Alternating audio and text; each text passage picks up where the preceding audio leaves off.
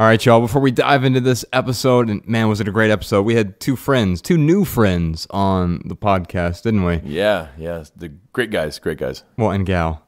Sorry. Great guy and gal. You're using gal gender neutrally. Exactly, yes. You're appropriating guy culture. I always do that. Anyway, we had Lewis Howes on here, whose new book just came out. It's called The Mask of Masculinity. But then we also had the very talented musician Raley Nicole. She performed a song during our added value segment, and man, was it great. God, it was awesome. We just finished up an event. We've been on tour. We did a tour stop here in Dayton, Ohio, and I just got to say, thank you, Dayton. We've done 4 or 5 tour stops over the years in our hometown, Dayton, Ohio. And man, it was truly amazing, and there must have been 1,000 people that showed up. I just, they say you can't be a prophet in your own town. Bullshit. Wait a minute. We had to leave the town though. Oh yeah, that is true. We did have to leave the town. Yeah. It was an unbelievable turnout. I was floored with how many people showed up. Dayton, we love you so much. Man, I was thinking, like, people always ask me, like, why do you love Dayton, Ohio so much? And I can tell them things like it's an unassuming city, or it's really blue collar, or it's not pretentious at all. And those things are true, but this sort of approximates why I love it. Every time I come here, we're in a recording studio right now in Dayton, Ohio, and every time I come here, it gives me that emotion that I feel in only a handful of cities that I've ever been to. And every time I come back, it's like a magnet. It draws me back in. And it just feels so good to have our hometown all show up. People from all of Ohio were here, Indiana, Kentucky, Michigan, Pennsylvania. People from all over the Midwest came, and just thank you so much. Speaking of being on tour, we just announced the Australia and New Zealand tour. Oh, put a shrimp on the Barbie. You gotta stop saying that. Oh. Hey, so we're coming. You can just go to theminimalists.com. You can find all of our tour dates there. We're also, we still have a bunch of cities left in the U.S. this year. We're going to be in Texas. We have 3 stops there, including a charity stop for Houston to help out with the flood relief efforts and the rebuilding there in Houston. We're going to be in Tennessee, Washington, D.C., Georgia, Florida, Michigan, and Wisconsin. A few of those are already sold out. Most of them are really close to selling out. Just head on over to theminimalists.com to get your tickets. Oh, and by the way, it's not on our tour page yet, but coming really soon, we're getting ready to announce this Las Vegas date. Huge tragedy just happened in Las Vegas. We want to help out the Victims Fund there, so 100% of the profits. It's going to be January 14th at the House of Blues in Las Vegas. The details will be on our website. If you want to be the first to know, just sign up for our email list over at theminimalists.com. You'll get all our new essays, our show notes to all of our podcasts, but also any new events and news from The Minimalists. Actually, the very first people to know will be our Patreon supporters. You'll have access to the pre-sale tickets before they go on sale to the public. All right, Ryan, I think that's it. Maybe we should turn them over to this episode. Unleash the episode.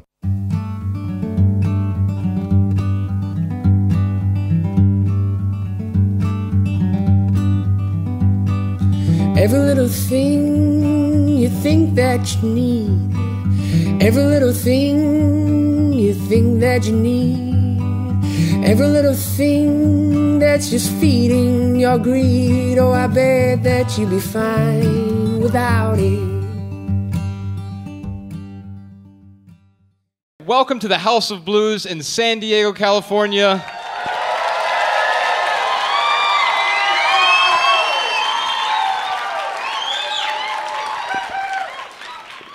My name is Joshua Fields Milburn. And I am Ryan Nicodemus, and together we are the Minimalists. And this is a special edition of the podcast because we are bringing a good friend of ours out here, and someone who I think he's a great person. He's really inspirational.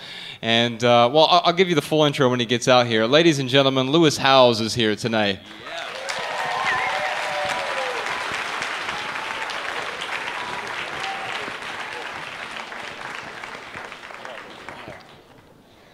All right, now, it's not just because he's a fellow Ohioan, and he now lives out here in California. So he wrote a great book called The School of Greatness. He runs a podcast by that same name, The School of Greatness. If you're not familiar with it, you should be, because he interviews just some really amazing people. And you've got a new book coming out. In fact, when this podcast comes out, we're going to wait until October, Halloween, to put this podcast out because Lewis has a new book called The Mask of Masculinity that's coming out. Can you talk a little bit about what inspired you to put that out there? They're clapping about the book. Oh, you got to flip it up. They're clapping. All right. What inspired me to bring it out? The book? So I'll just give you a little bit of backstory. My partner Rebecca and I were having lunch with Lewis last month, and the thing that really stood out to me about the book is it wasn't just like a book for dudes about masculinity, right? It was almost like a guide, an everyday guide into the male psyche a little bit. It was almost like a recipe book to better help women. Because I know that Rebecca, she was sitting there with you, and like the light bulb was going off, like, oh, so I can better understand these sort of masks that men wear. That's it. I think it's a book for men, but I think actually 90% of the readers are going to be women. Because we break down a number of the different masks that men wear, why they wear it, and how you can get them to take it off without making them wrong. Right? So talk to me about one of the masks. Like, what's one that stands out to a lot of people? The Joker mask. Okay. The guy who always has to lead with humor, always makes a joke in any situation, even when he's not supposed to make a joke. Right. And can never really just connect. Uh-huh. And just allow for a moment of whatever happening besides humor. And so what's the reason that we put on these masks? Usually some type of pain, trauma, bullying, disconnection. It's a defense mechanism. Each one is a defense mechanism to achieve some type of greater masculinity, to prove our manhood, that we're worthy men in the world, and essentially to say that we're worthy of love. Yeah, yes, indeed. And so speaking of pain or trauma, you've gone through some stuff in your own life. You know, back in Ohio, we all have like these sort of inciting events, or they can be tragedies, like with my mother dying and my marriage ending, or it can just be like Ryan, and he was like, "Why the hell is my friend so happy?" And he's not supposed to be, right? And we have these inciting incidents. For you, it was a little bit different. Can you talk about well, you spent some time on a couch. Yeah, I mean, Let's talk about how you got onto that couch. This is the 10th year anniversary of me losing my dream and starting a new life. And I used to play arena football, which was never good enough to play in the NFL, but I still got paid $250 a week to play football, so I call myself a former professional athlete because I did get paid. And I got injured. I broke my wrist. I was diving into a wall, arena football. I dove into a wall and broke my wrist. And that was in the second game of the season. And then for the next 14 games, I played with a broken wrist. At the end, I had to have surgery. They took a bone out of my hip, put it into my wrist. And so I was in a cast for 6 months, like this, like the kid from the movie Rookie of the Year. Did you ever see that? Although I didn't have superhuman strength and threw a 100-mile-an-hour fastball when I got the cast off, I could barely move my arm for the next year. So I was sleeping on my sister's couch, trying to recover and figure out, you know, who am I, number one, because I lost my dream. What am I going to do next? How am I going to make money? Everything about my identity was shattered.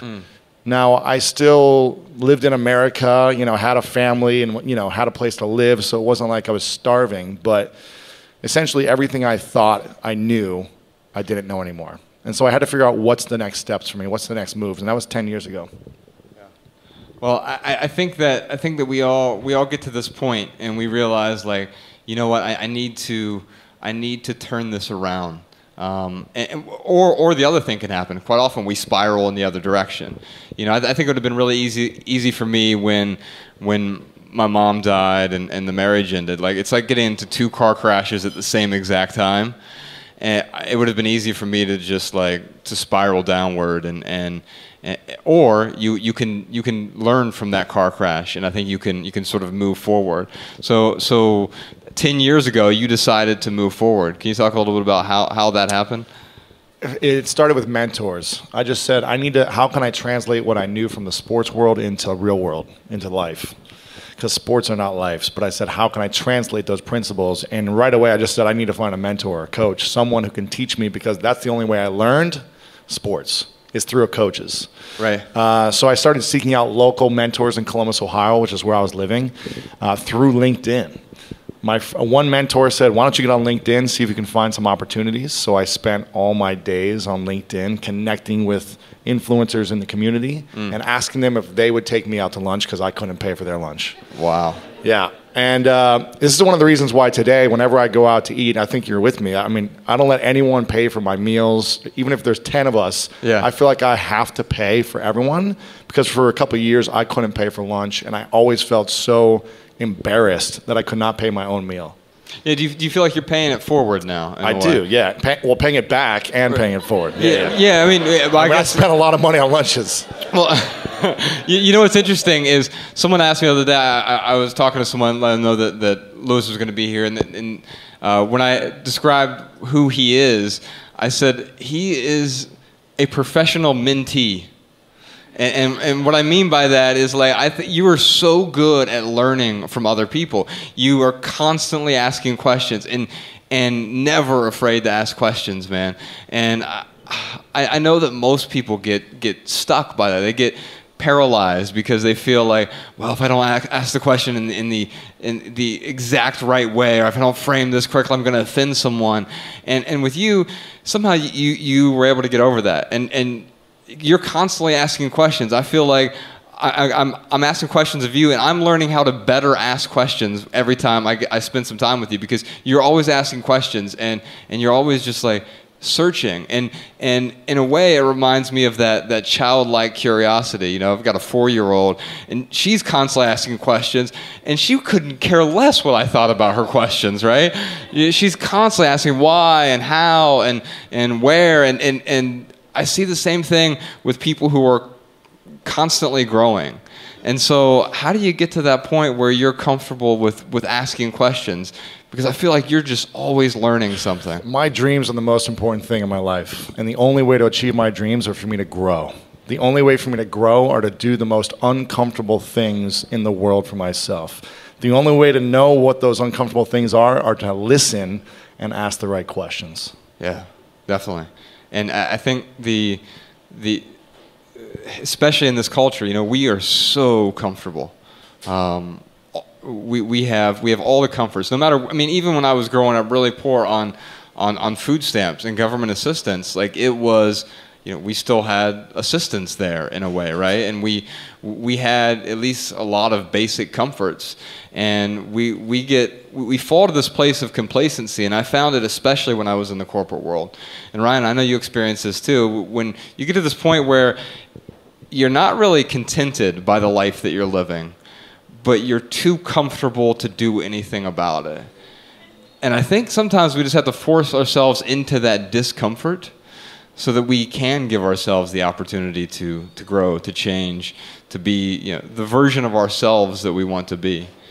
So I'd love to answer some questions here tonight. We've got a microphone here in the middle. And, oh, by the way, we've got someone filming some stuff here. Any of y'all see our documentary? Yeah. So, yeah. Our director, Matt Diavel, ladies and gentlemen.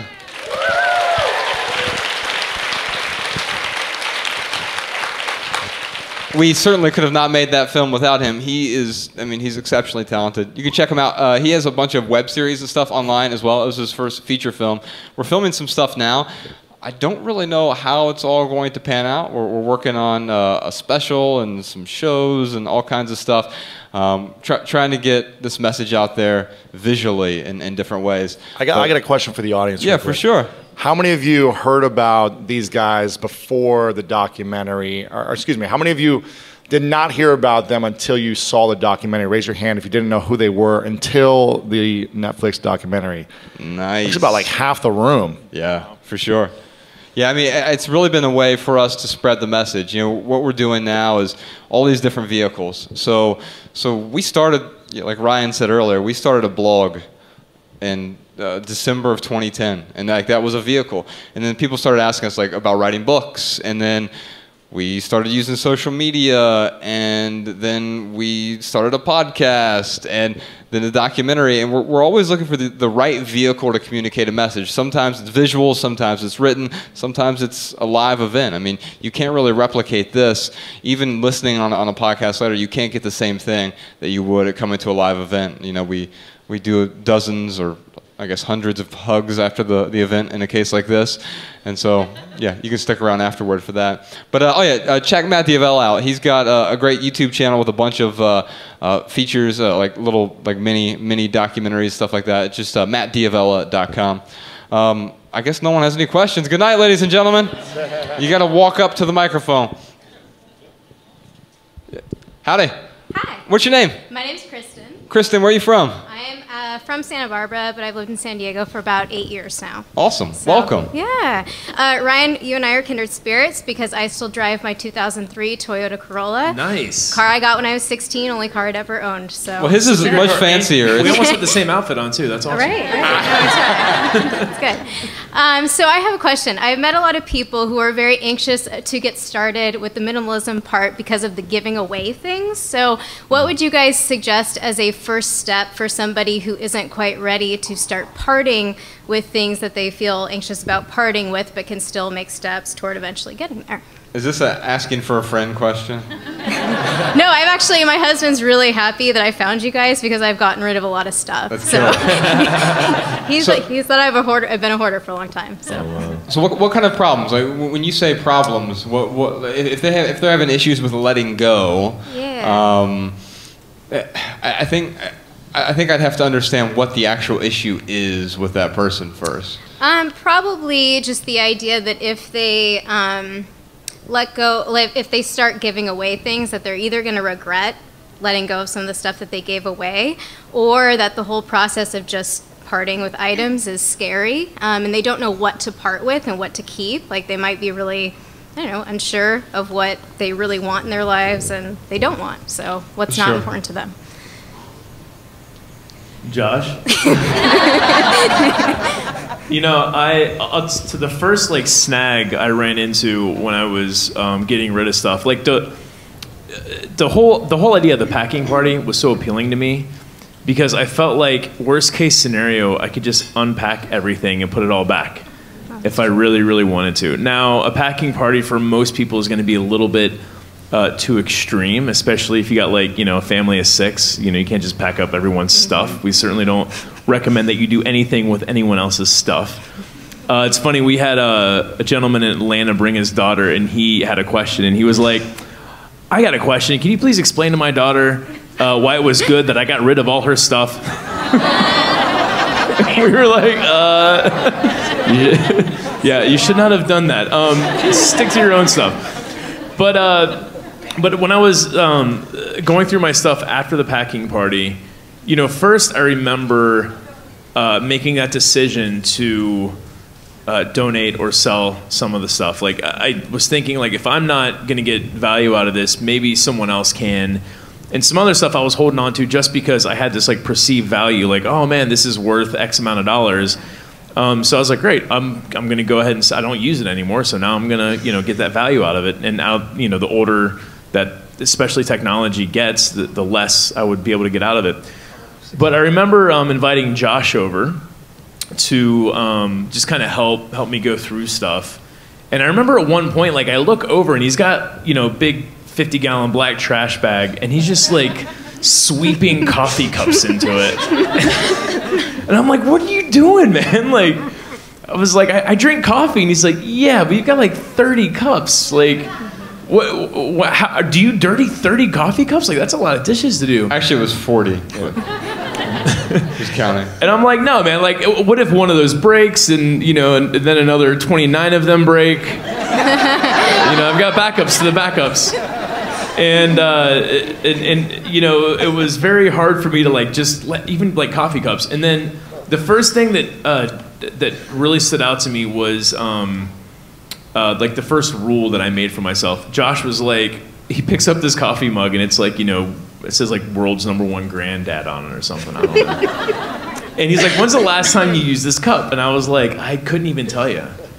And I remember thinking right there, I'm like, okay, like I haven't even used that in the last year. I'm probably not going to use that in the next year.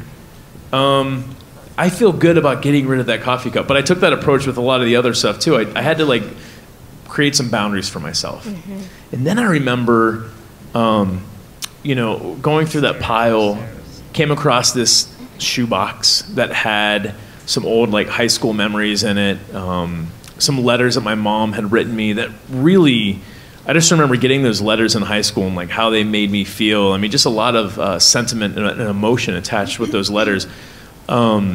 Picture of me in like my, you know, prom, my junior, you know, high school prom date. The shot glass they gave us for our gift. Given high school. I'm high school shot glasses, like. I'm laughing because I'm a therapist and I had a client ask me if she could see my prom picture before she showed me her prom picture. Oh, wow. And so it's funny because I actually needed it and I couldn't find it anywhere. Well, I was sitting there and I'm like faced with all this stuff and I was like, well, dude, you got to get rid of this stuff. You're a minimalist now. Like there is no sense in holding on to these memories. So I like take the shoebox and I'm like trying to, you know, throw it in the trash and I'm just like, oh, like I can't do it.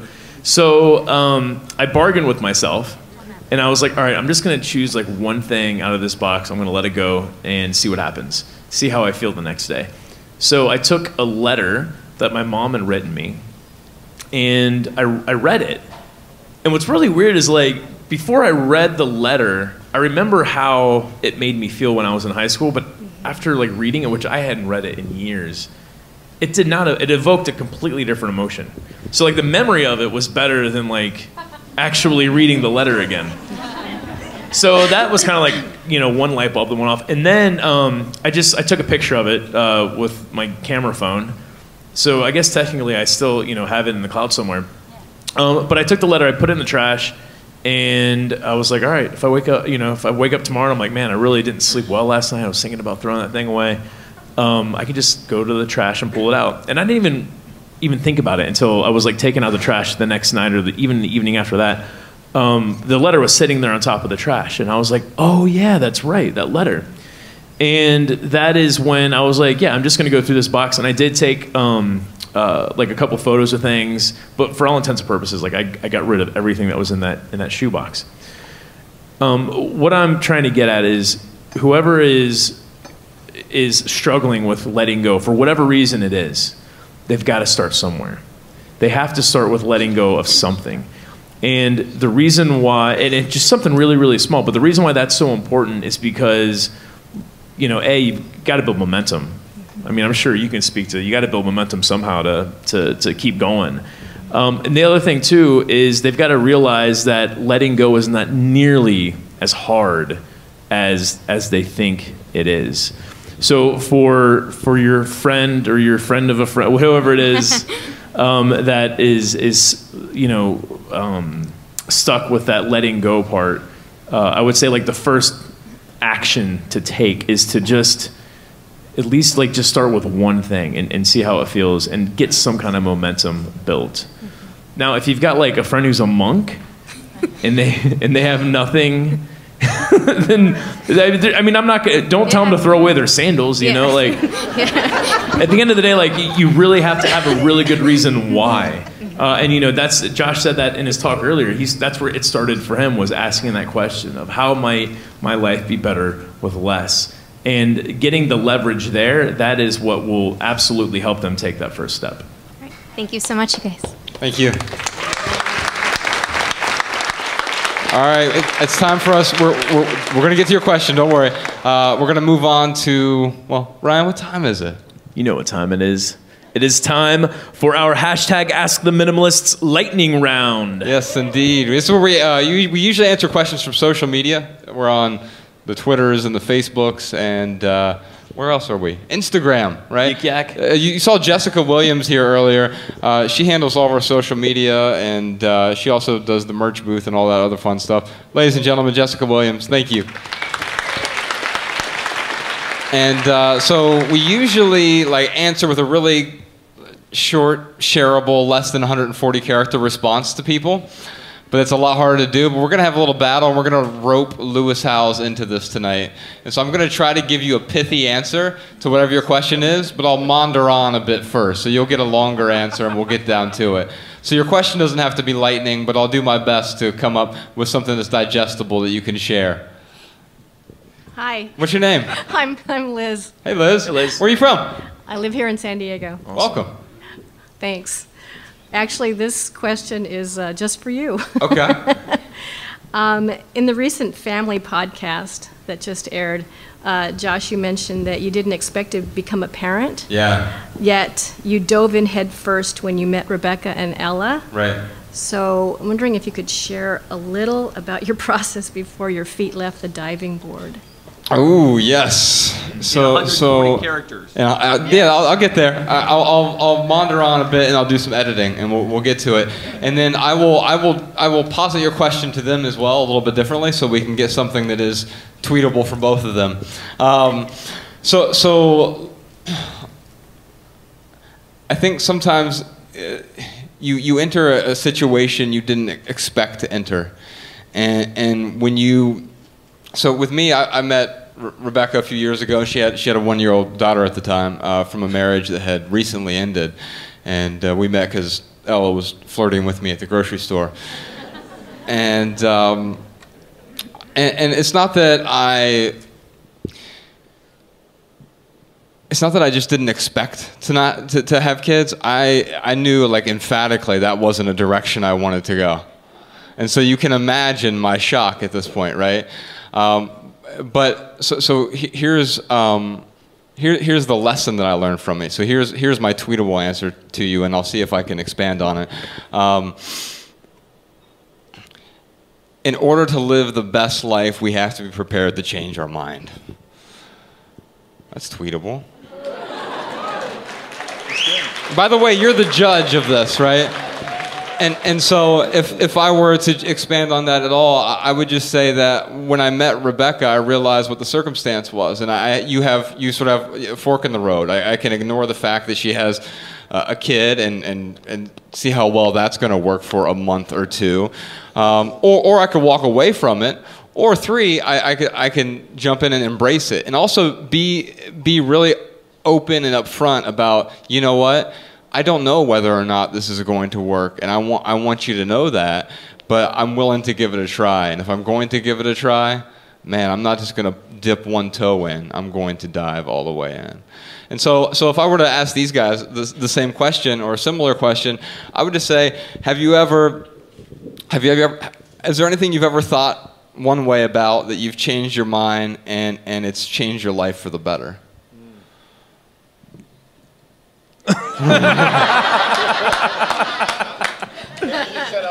He said, he turned to me before and said, "We'll let you go last." So I'm like, "Why are you looking at me?" I was just gonna ask you, like, can I go last? No.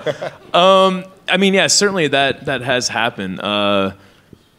Golly, I guess just thinking about the whole journey to this, like, never did I think I would be willing to have a life off of barista's salary. I mean, that was really where this whole thing started.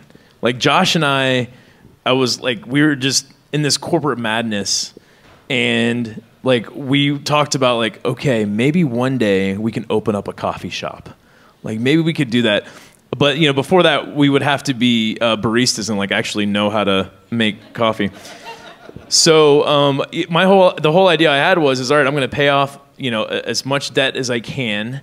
I'm going to, you know, get rid of these crazy debt payments that I have. Sold my car and got rid of my home, and yeah, I got to the point where like I could, and I still could. I mean, I'd probably have to move apartments, but I don't have a lease. Like, I could turn my life on a dime right now and still live off a barista salary if I absolutely had to. Like, I just became debt free for the first time. Like, just last year. Yeah, it was last year. Thanks. Yeah. It's the best feeling in the world. It is. I mean, that is like, for me, that's true freedom. It's not being able to go out and take a 30-year mortgage, or to go out and rack up a bunch of student loans. Like that is not freedom to me anymore. So I certainly have had those things change. God, I was really hoping I'd come up with something tweetable by this point. I guess what I would say, and this is just kind of echoes what Josh was talking about. It's okay to close doors, but don't be afraid to open those back up if life calls for that. Thanks. Louis, has there been anything in your life where you're like, I mean, the first thing that came to my mind, and especially when someone was mentioned earlier about, actually the first question that we had when the gal was saying, she was talking about like knowing when to let go, and I thought, like, I can only imagine being a professional athlete, and you went through your whole college career knowing that's what you wanted to do, but then there was some point where you had to let go of that dream in order to make room for other dreams. Because if that would still be your only dream today, man, your life would be so much different. You want to talk about that? Yeah, I think I was trying to think of like a tweetable as you guys were talking. So, but here's what I think. I'm going to go with something. I used to always focus on to be successful was really about serving myself, accomplishing my dreams, and like selfish goals.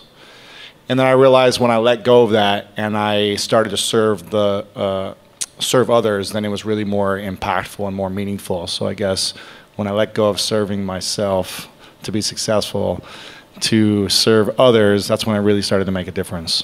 Yes. Nice. Thank you.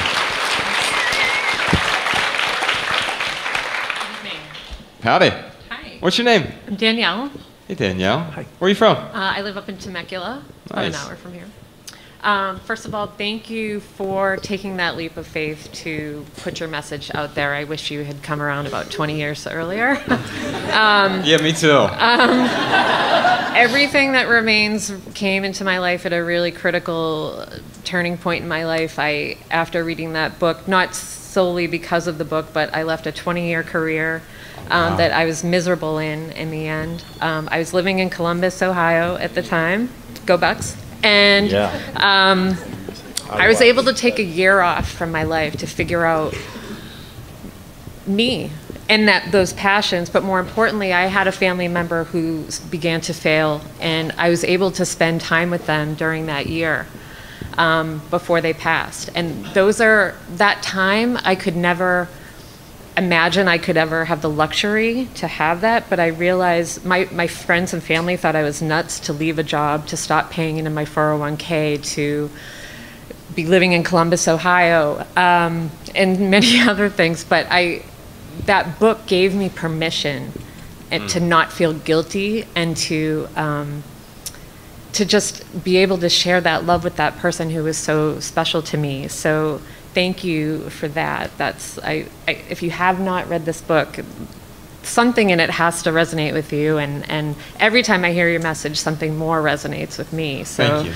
Thank you. But my question is, real quick, by the way, we really do have books over there. But if you can't afford one, or if you just forgot your wallet or something, but seriously, if you can't afford one, we'll be happy to buy a copy for you. So if you leave here and you want to check it out, or any of our books, you're welcome to do that. We'll buy you one if you can.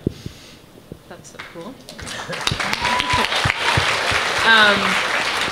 Speaking of the Leos and the Courtney Carvers and you guys, I would love for you all to do a big minimalist event together. That would be awesome.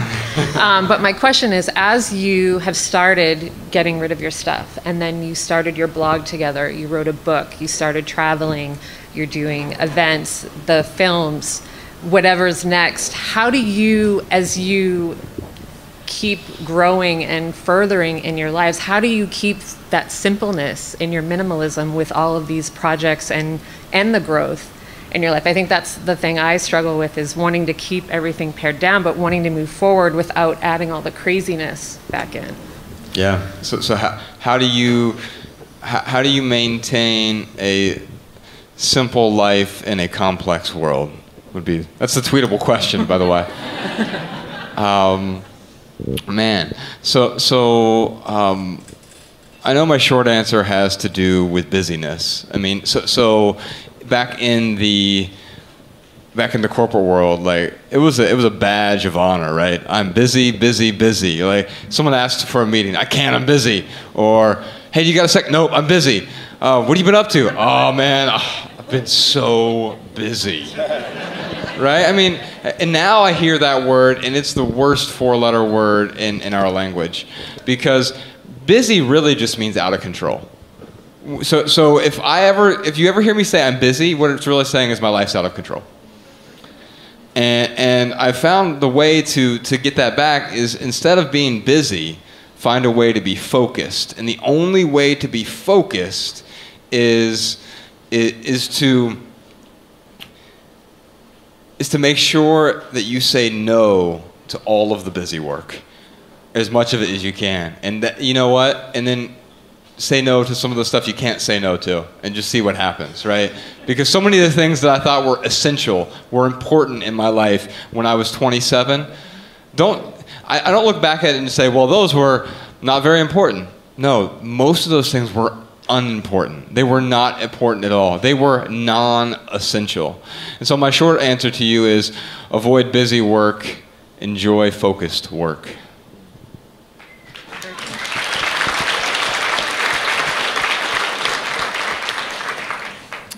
Man, I'd walk away from all this right now. I'd get up at the stage and leave. Like, if it's seriously, like, if that was going to serve my life better.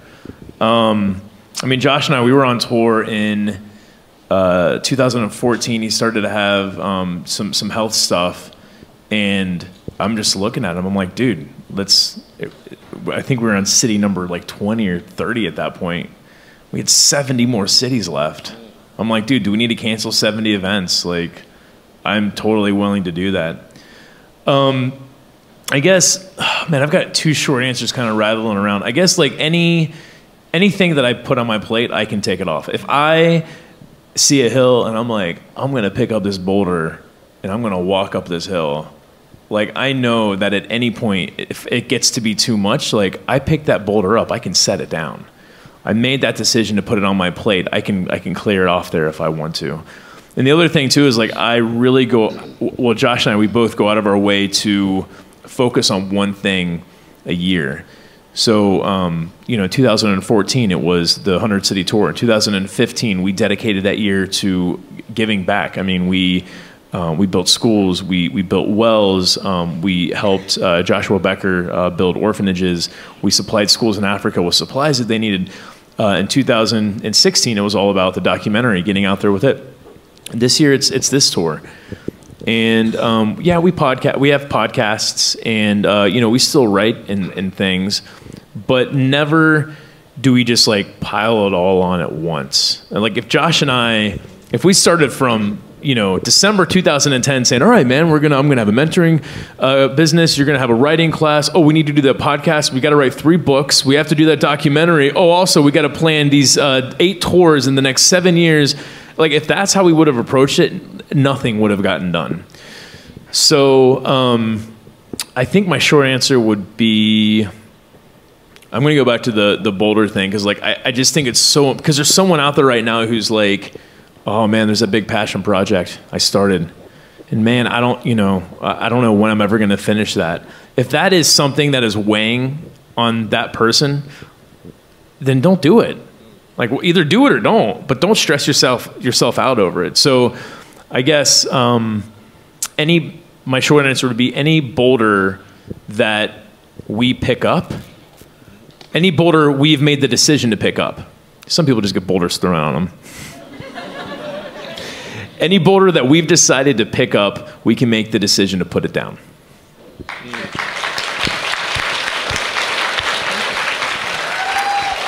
What was the exact question again? It's like, so I mean, when you think about your life in terms of, like, how do you keep things simple? Because, I mean, you have this School of Greatness empire, and I mean, you have a staff. You have a wildly successful podcast. You do the video stuff. You've written books. You got the website. You're on Ellen. I mean, you're doing all this. Well, he's on Ellen. I think it's pretty awesome. And so you're on Glenn Beck the other day. Isn't that a weird? Like the same week he was on Glenn Beck and Ellen.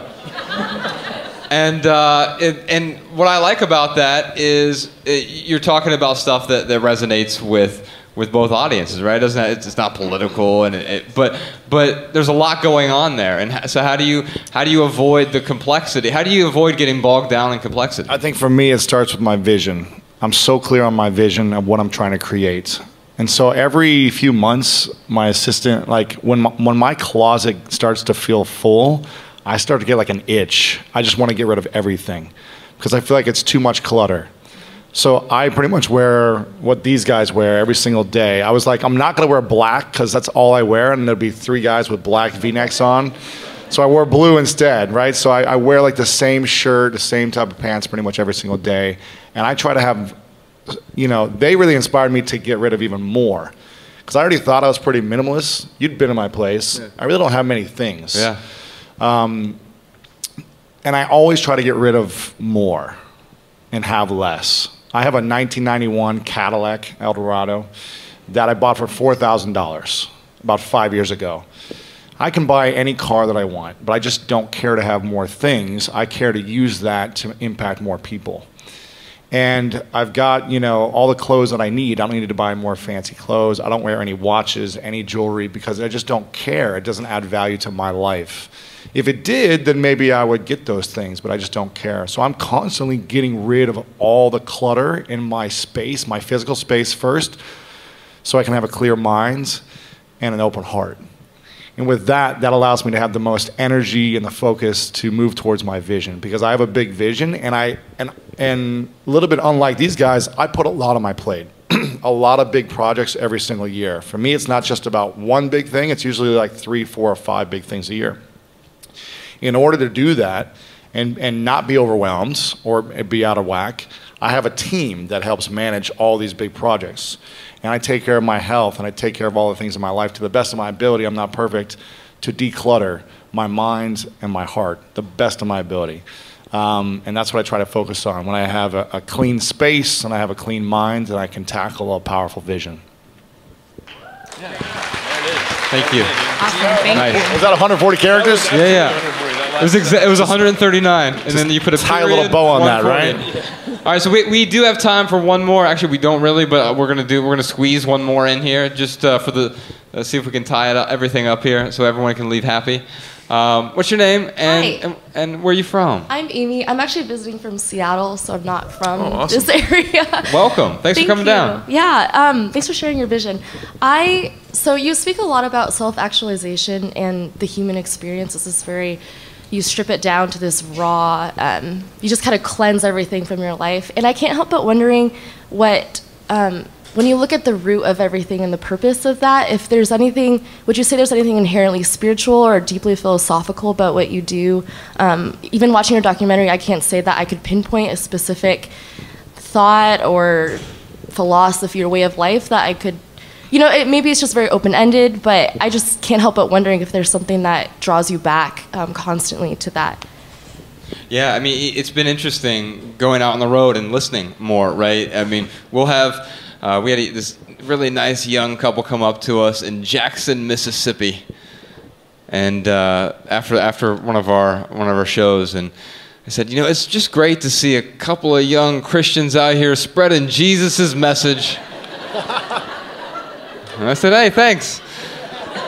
And then actually we were in Seattle. It was like a month later. And someone came up and said, it's great to see these two guys out here spreading these Buddhist maxims. I said, hey, thanks. And then later that year, I got an email from someone who said, hey, did you guys know that Muhammad was the original minimalist? So I responded with, hey, thanks. And what I've learned is that minimalism overlays with different spiritual beliefs. In fact, Ryan and I both have different spiritual and religious beliefs. We have a lot of different beliefs in general. And so my short answer to you is going to be that no matter your belief template, No, here we go. Let's rewind that. Delete. It has to do with beliefs and values. I mean, ultimately, I think that minimalism is a way for me to get. It's a vehicle I use to get to my values, and the beliefs are a path to those values. So. No matter which road you take, minimalism will help you better understand your values. There we go. So Ryan, what about spirituality? How are you going to answer this in a short tweet? No, I think that, I mean, for some people, like, spirituality it's really important for them, and it's what gets them. They'd have no other reason to live if it wasn't for that spirituality. I know other people who they just don't have anything inside of them that switch will, where that switch flips. And I've met really awesome religious people, and I've met really, really awesome atheists. And I guess what I'll say is, it doesn't matter which prophet you follow, or if you follow a prophet at all. Living a simple life is the secret to a good life.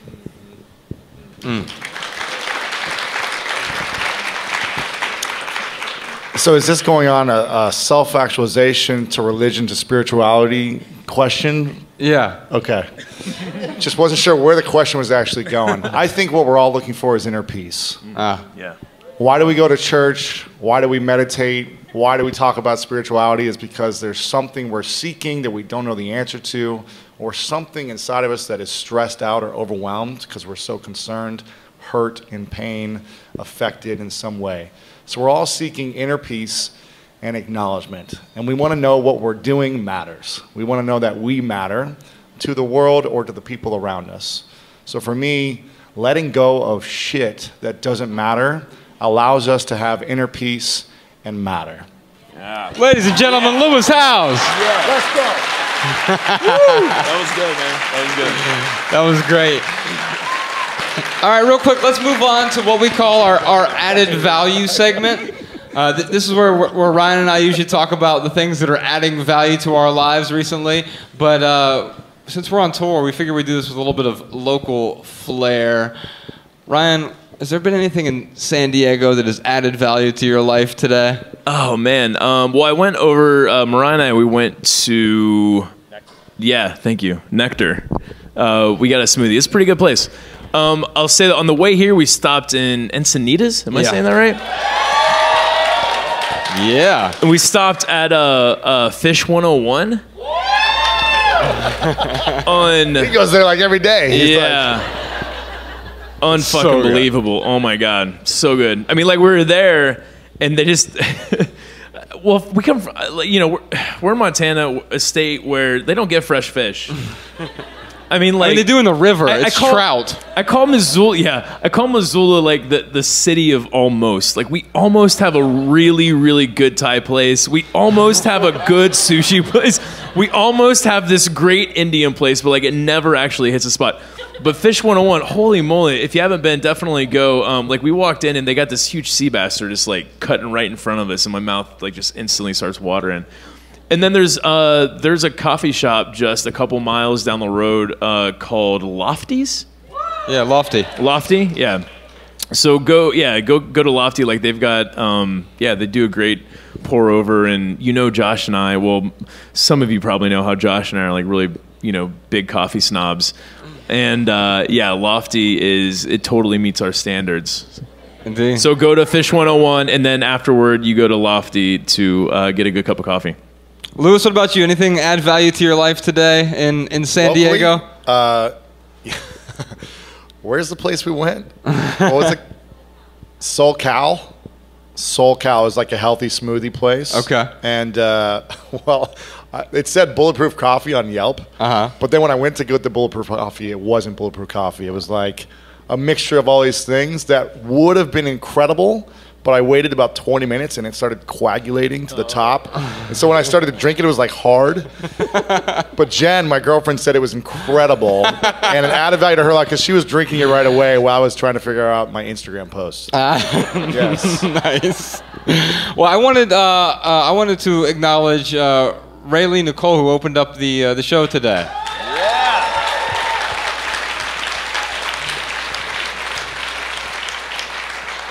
And so my partner Rebecca and I are big Raley Nicole fans. In fact, we'll sometimes we'll there's a cabin that we'll rent out in the middle of nowhere. It's like on the top of a mountain in the middle of Montana, and you can't get there without a 4-wheel drive vehicle in the winter kind of thing. And we'll go out there for a long weekend, and we'll just put Raley's album on repeat, and it's good makeout music. And so I know when Raley and I first started communicating, she said, "Hey, there's a song I think it'll really resonate with you and your message," and it's called "Out Loud Unapologetically." And I was going to ask her, since she is, we're doing a local flair of added value, and I've gotten a ton of value out of Raley's music. Which, by the way, if you follow her on Instagram, she does a lot of really great minute-long covers, and they're gorgeous. Yeah, and they're great. So it's just at Raley Nicole, and I think you'll stay afterward. You got some CDs and stuff over there as well. Yeah. So she's got a great album called Answers, and I encourage everyone to check it out, either the physical copy or wherever you get digital music these days. And hopefully she'll play a quick song for us. Yes. Thank you. So this is Out Loud Unapologetically.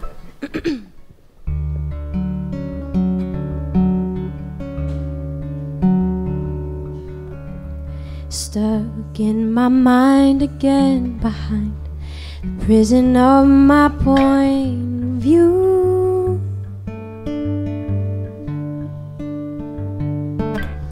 Ran out of time again, but somehow I think I always knew I would.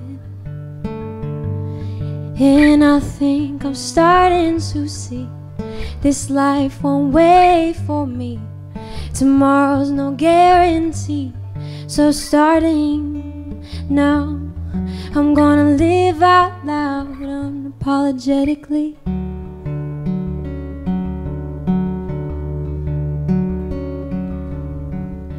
I found success again, impressed my family and my friends too. Oh, so I come home late again, wait patient for the day my dreams come true.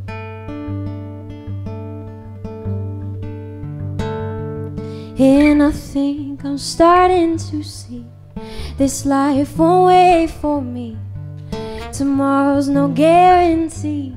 So starting now, I'm gonna live out loud unapologetically. Oh.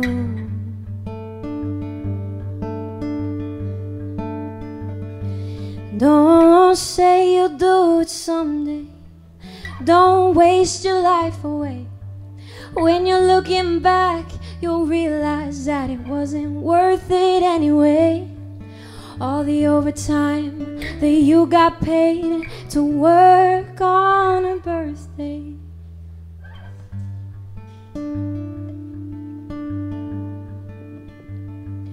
And I think I'm starting to see it's not all that I thought it would be. I gotta get it back to me. So starting now, I'm gonna live out loud unapologetically.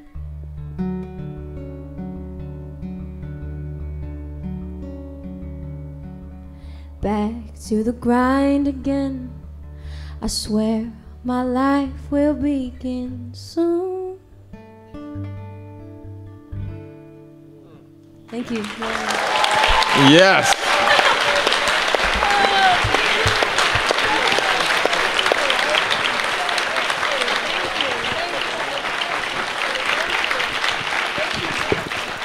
Raley Nicole, ladies and gentlemen.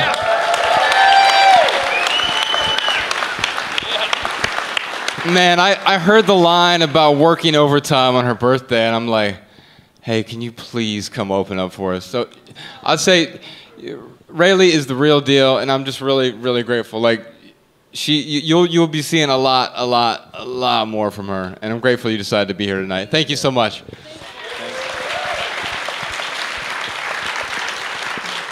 All right, real quick, let's move on to right here, right now. This is where we talk about what's going on in the lives of the minimalists. We are in the middle of a 40-city tour. It's called the Less Is Now Tour. That's where we are right now. But if you're listening to this at home, you can find all the dates, cities, theaters, all that fun stuff, lessisnow.com.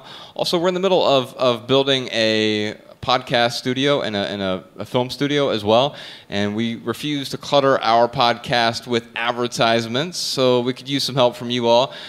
We started something called Patreon. It's where you can donate on a per episode basis, just like $1 or $2, if you're willing to help us do that. None of the money goes to me or Ryan. It just goes to help us pay Podcast Sean a full-time living wage, but also hire a full-time filmmaker as well, so we can do a lot more video work. We really want to do a lot more on the video side of things, and we could use your help with that. So if you want to head over to theminimalists.com and click on the little donate button up top, if you can afford it, great. If not, you can always leave us a review as well if you'd like.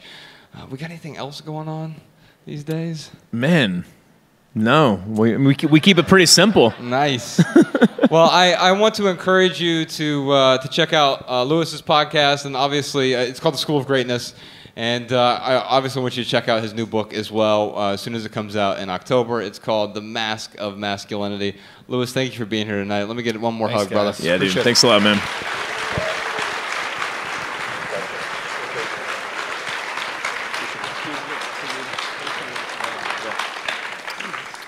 And you can come get one of those hugs afterward as well. Ryan and I are going to take about a 20-minute break, and then we'll head over there. We'll dish out some hugs. They are optional, by the way.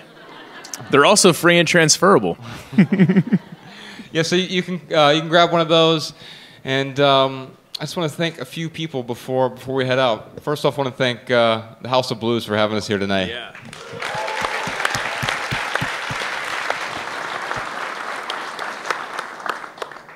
And most important, I want to thank you. I know it cost you some money to get in here tonight, and we appreciate that. It allows us to pay all the folks that we need to pay and pay for all the travel. And we used to do these events in coffee shops, and they were free. But if we showed up at Lofty with 600 people, I think they'd be pissed at us. And so instead, we're here. But you gave up more than your money. You gave up your two most precious resources, your time and your attention. And we're really grateful for that. And so if you leave here tonight with just one message, we hope it's this: love people and use things, because the opposite never works. Thanks, y'all.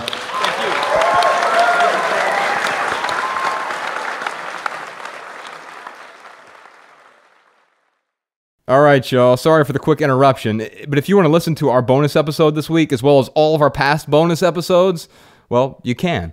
Each week, we publish the Minimalists private podcast, and it's exclusively for our Patreon supporters.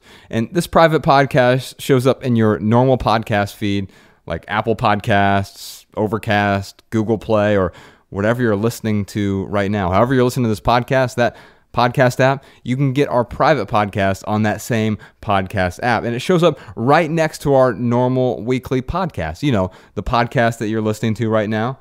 And I'll tell you what, our answers on those private podcasts, they're often far more intimate because only a small group of supporters have access to listening to those episodes. So it allows us to let our hair down a little bit. Well, Ryan lets his hair down. Mine just gets, a little bit taller, I guess. Anyway, being a Patreon supporter also gets you first access to all the best tickets to all of our live events, as well as access to our monthly private live stream, which is called Ask the Minimalists Anything, in which our Patreon supporters get to, ask the Minimalists anything, live on video. So if you want to support the Minimalist podcast and receive all the associated bonus creations, head on over to theminimalists.com and click the donate button at the top of the page. On that page, you'll find links to support us on Patreon on a per episode basis, and that will allow you to receive all of those Patreon exclusives. Or you can also contribute just one time via PayPal or Venmo. You'll see the links there on that same donate page at theminimalists.com. Now, let me be clear. I think it's worth noting that none of this money goes to me and none of it goes to Ryan. Instead, we're using your contributions to build a new podcast and film studio in Los Angeles. And that's going to allow us to create more meaningful audio and video creations for the entire world. If you already support this podcast, I just want to say thank you. I know that $2 may not sound like a lot of money. It's less than a cup of coffee in most cities, but it is your support that keeps this podcast 100% advertisement free, because advertisements suck. Thanks to your listenership, we have one of the largest podcasts in the world. And if we can just get 2% of our audience to support this show, then we'll have enough funds to produce some amazing new creations for years to come. Your support is truly appreciated. All right, y'all, back to the regular show. Hello, this is Cece from Minneapolis, Minnesota, and I just want to quickly recommend something that's added a lot of value to my life for a while. It's a website called unroll.me, UNROLL.me,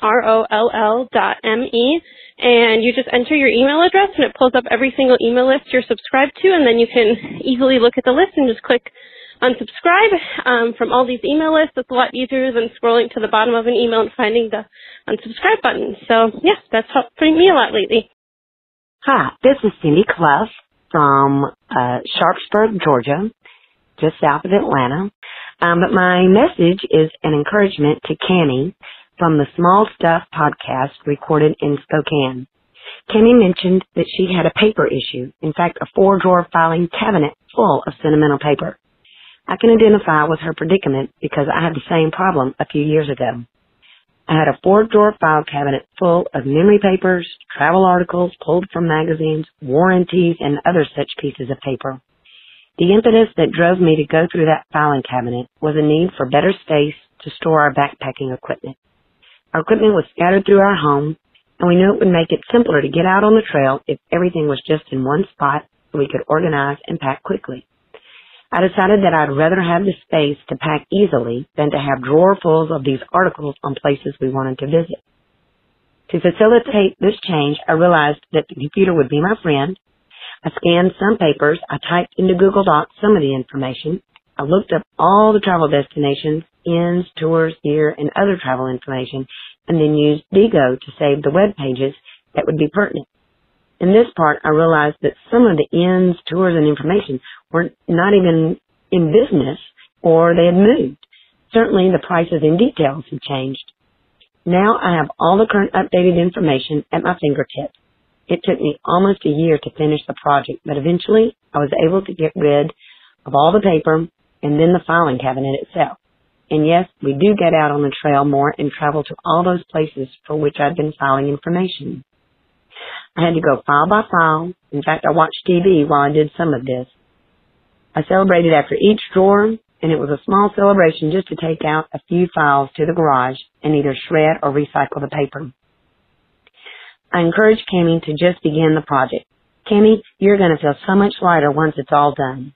Set your timer for 15 minutes or one television show. Get as much done as you can during that time, and then stop if you're tired, or continue on if you're on a roll. Do not give up. Remember, it'll be a one-time job. After going through all that paper, I can assure you, you will not want to save any other pieces of paper. I wish you success and better use of your space. Hi, this is Jamie from Cincinnati. I just gave my parents their Christmas gift, and while it is full of inside jokes, I thought I might read it on the chance it might give one of your listeners an idea as we approach the season of giving. So here we go.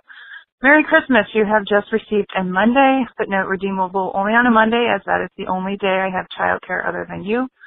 I know you don't really need any more stuff this Christmas, so instead I will take a vacation day to help you do whatever you want.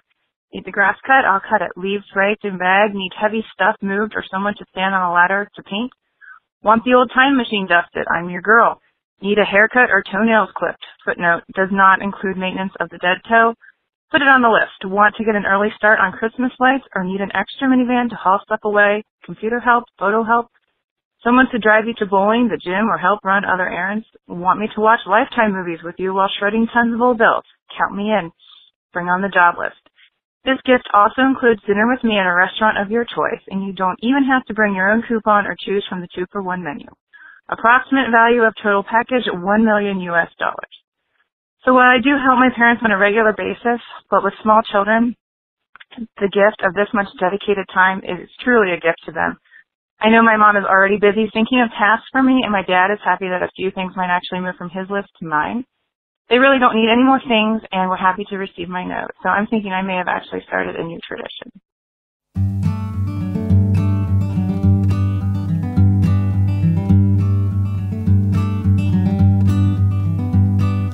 Every little thing you think that you need, every little thing you think that you need, every little thing that's just feeding your greed. Oh, I bet that you'd be fine without it.